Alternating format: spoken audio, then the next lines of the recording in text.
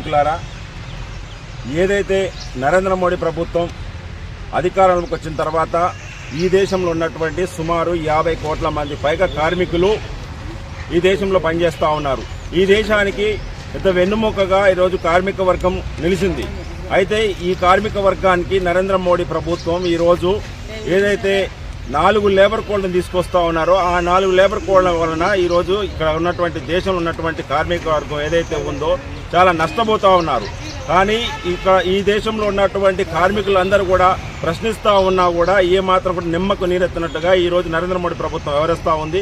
మీరు ఎన్ని చేసినా ఏం లేదు, మీరు ఎంత రోడ్ల మీదకి వచ్చినా లేదు, ఎన్ని ధర్నాలు చేసినా ఏం లేదు, మేము మాత్రం ఈ 4 లేబర్ కోడ్లను అమలు చేసి తీరుదాం అని చెప్పేసి ఏప్రిల్ 1వ తారీఖున ఈ 4 లేబర్ కోడ్లను అమలు చేయడం కోసం నరేంద్ర మోడీ ప్రభుత్వం శ్రీకారం చుట్టింది.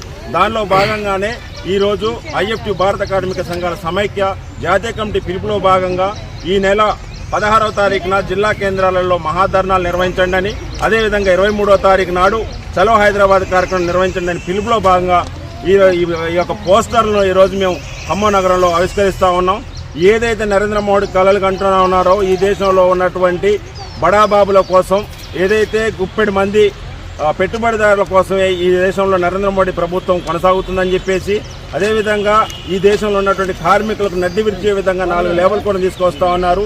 ఏదైతే నరేంద్ర మోడీ వ్యవహరిస్తున్నటువంటి వ్యవహార శైలిని తిప్పికొట్టడం కోసం ఈ IFT భారత కార్మిక సంఘాల సమైక్య ఆధ్వర్యంలో పెద్ద ఎత్తున ఉద్యమాలకు శ్రీకారం చుట్టింది.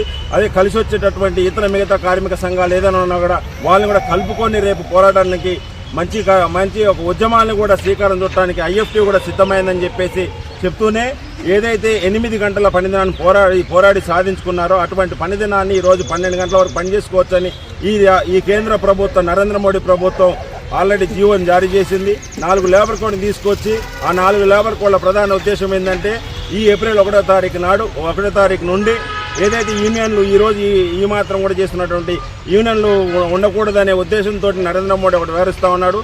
ఈ దేశంలో నరేంద్ర మోడీ ప్రభుత్వం వ్యవహరిస్తున్నటువంటి కార్మిక వ్యతిరేక, కర్షక వ్యతిరేక, యువజన వ్యతిరేక, విద్యార్థి వ్యతిరేక, ప్రజా వ్యతిరేక అయినటువంటి కార్యకలాపాలు చేస్తూ ఉన్నారు. వాటికి విరుద్ధంగా మనం పోరాడాల్సిన అవసరం చాలా ఉంది. ఏదైతే ప్రజలు కార్మికులంతా కూడా రోడ్లకి నినాదిస్తేనే ఈ యొక్క సమస్యలు పరిష్కారమవుతాయి. సరిగ్గా 140 సంవత్సరాల క్రితం పోరాడి తెచ్చుకున్నటువంటి ఏదైతే హక్కులు ఉన్నాయో ఆ హక్కులను కాపాడుకోవాలంటే మనం పెద్ద ఎత్తున ఉద్యమాలు చేయాల్సిన అవసరం ఉందని చెప్పేసి భారత కార్మిక సంఘాల సమైక్య ఖమ్మం జిల్లా కమిటీ నుంచి కోరుతా ఉన్నాం.